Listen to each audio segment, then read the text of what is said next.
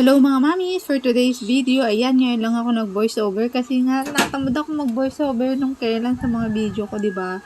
Kaya madalang ako mag-upload kung mapapansin ninyo.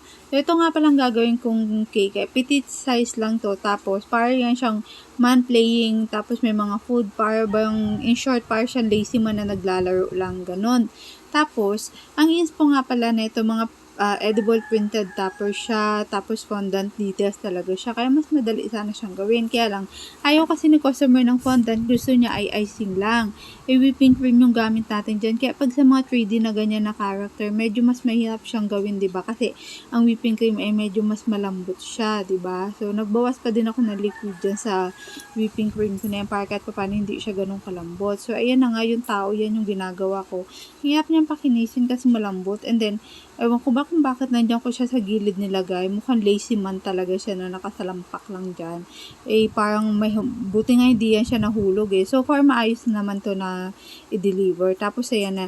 Hindi ko na totally pinakita yung details ng paggawa ko dito kasi nga, hindi ko totally ginaya yung sa inspo. Basta, sabi kasi ni customer, bahala ka na, ganyan. Kasi may hirap gayahin nga kay mga fondant yung details eh. Ayan lang yung sa pizza. Yung mga doable sa mga soft icing din, walang problema, diba?